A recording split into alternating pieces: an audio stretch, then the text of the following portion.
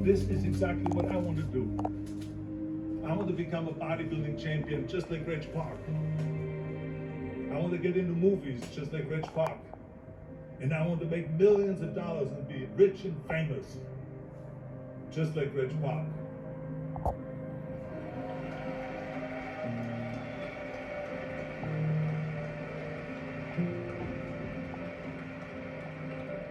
Do you know how great it felt that I knew where I was going?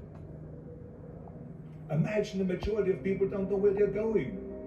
I knew where I was going. That I'm going to become this bodybuilding champion just like him. Because when you have a goal, when you have a vision, everything becomes easy. 74% hate their job in America. But it is not much different when you come to Europe.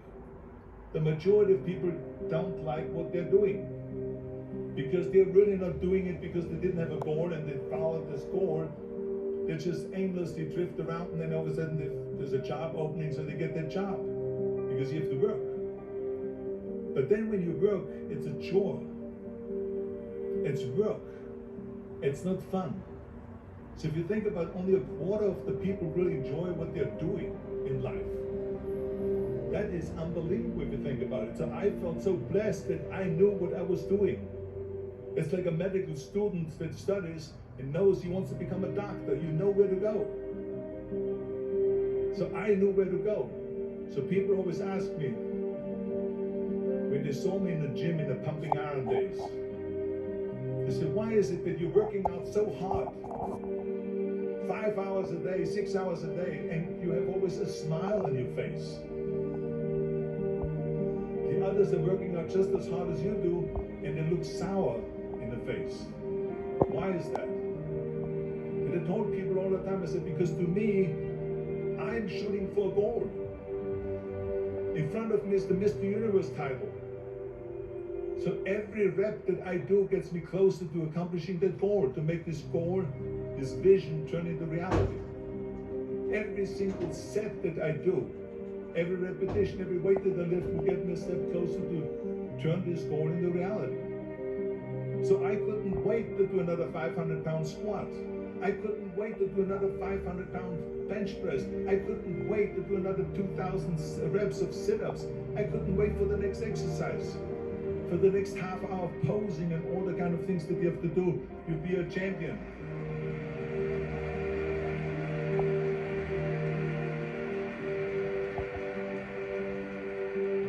I felt so great knowing where I was going, and I tell you, it worked. I mean, think about it. And at the end, I was just not visualizing just my exercise, but I was really lifting the trophy over my head. That's what I was thinking about. And with the age of 20, I went to London and I won the Mr. Universe contest as the youngest Mr. Universe ever. And it was because I had a goal.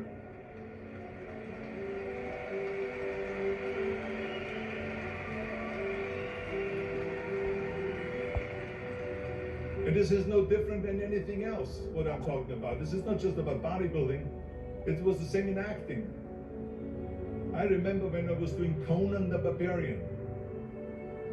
I was crawling on the rocks with a sword in my arm, crawling on all four.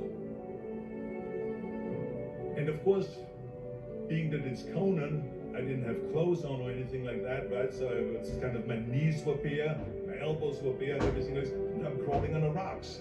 So after 10 takes, my elbows were bleeding and my knees were bleeding. And the director came to me and he said, Arnold, I'm so sorry that you have to go through this, but you need one more take. A close-up of you crawling with the sword towards the camera. Can you handle one more take? And I said to him, I don't know what you're talking about. He says, I'm totally fine.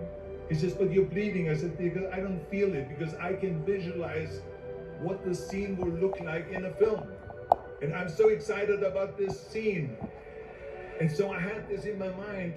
And so this is why it didn't matter if I had to do another 50 takes or 100 takes. No matter how much I bleed on my elbows or my knees, I saw that vision of the perfect scene, and it was an important scene, and I would do it over and over again until we got it.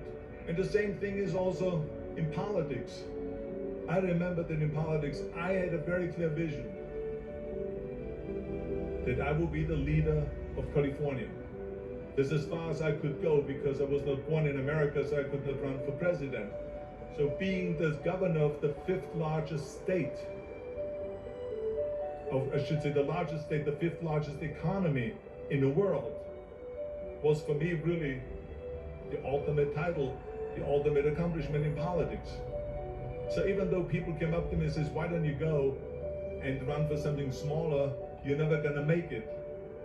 I ran for governor, and then 2 months later I became governor of the state of California. Again, because I had a very clear vision what I'm gonna do with California. So let me tell you something, visualizing your goal and going after it makes it fun. You got to have a purpose no matter what you do in life. You got to have a purpose. Now I said to the agent, the Hollywood agent, I want to get into movies. He said, that's funny, Arnold. I asked a studio executive, I say, I want to get into movies. I want to be a leading man. He started laughing. So they all say that's impossible. I said, why is it impossible? He says, because look at how big you are. You weigh 250 pounds. And then they told me, he says, and your accent, even if you reduce all your body weight and everything and have a normal body, your accent. I said, your accent, I mean, it will go give people a goosebumps. With that German accent, it will get people the creeps. They will get scared. He says, no one in Hollywood ever has become a leading man that had an accent. Doesn't happen. People in America want to hear their actors talk like John Wayne, or like Burt Reynolds, or like Clint Eastwood. Not like someone on Hogan's Heroes or something like that. Some Nazi movie. That's the kind of stuff that they heard. They said, no, you see, it's impossible. And plus your name who can pronounce Schwarzen Schnitzel or something like that. No one can pronounce that, so forget about it, Arnold. This is the kind of thing that I heard. Imagine, you go from studio executive to studio executive, from agent to agent, from manager to manager, and they all said exactly the same thing. Now that's very encouraging, isn't it? But you know something? I didn't give a shit. And of course I went to college to study English. I studied voice, accent removal, acting classes, and all of this stuff, all day long. I worked and I worked and I worked. And within a short period of time, I made one movie called Hercules in New York, which of course went right into the toilet.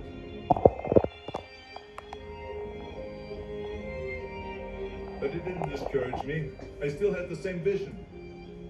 And then all of a sudden I did Streets of San Francisco.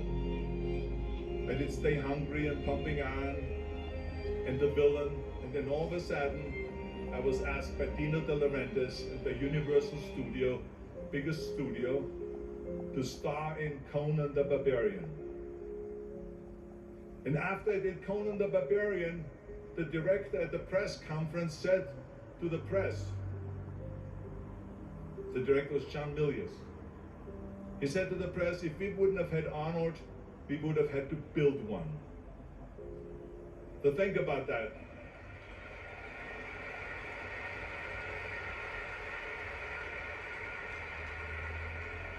The very body that they said can never be sold because the time is wrong. A few years later, I'm doing Conan the Barbarian, and it was the #1 hit at the box office when it came out in the summer of '82. Think about that. And the director says, if we wouldn't have had his body, we would have had to build one. So all of a sudden, my body became an asset, not a liability. And the same thing was with Terminator. After we were finished filming Terminator, Jim Cameron said to the press, if Arnold wouldn't have had that accent and talked like a machine, I think the movie wouldn't have worked. So think about that. the body, and the accent that they attacked was an asset.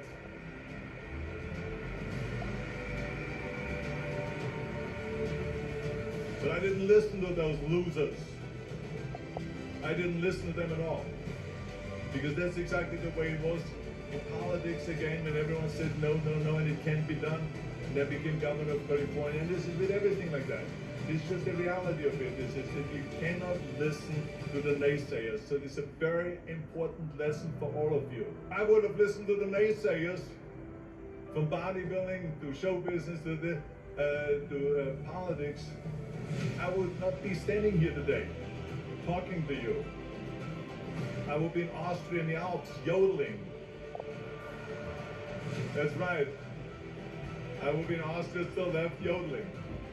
That's what I will be doing, exactly. So this is why I say don't listen to the naysayers. And the next thing, the third point that I'm going to make to you is work your ass off. There is no magic pill. There is no magic out there. You cannot get around. You have to work and work and work. I can tell you, it's work. And it drives me crazy when people say that I don't have enough time to go to the gym for 45 minutes a day and work out. Or to do something for 45 minutes to an hour a day to improve. If it is physically improve or if it is mentally to improve. Imagine you read 1 hour a day about history. How much you will learn after 365 hours in 1 year. Think about if you study about the history of musicians, of composers, how much you would know. Imagine if you would work on the business, on some business that you want to develop every day for an hour. Imagine how further along you will go and get. So it drives me nuts because we have, when people say we don't have the time, we have 24 hours a day. We sleep 6 hours a day, so that gives you still 18 hours. So we have 18 hours a day. The average person works around 8 to 10 hours. So let's assume it's 10 hours, so we have 8 hours left. Then you travel around an hour a day, maybe 2 hours a day. So now you have still 6 hours left. So what do you do with the 6 hours? What do you do with the 6 hours?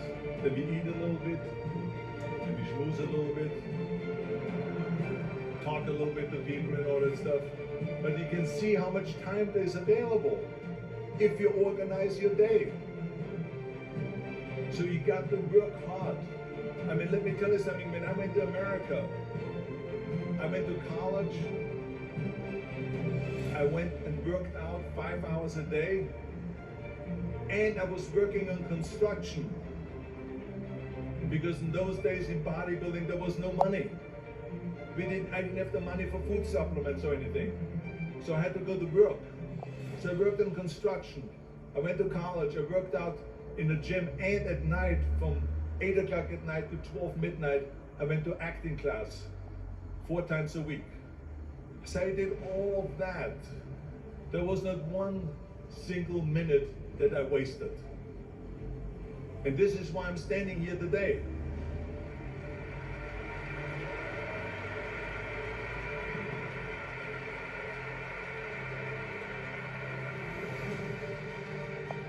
I became very friendly with Muhammad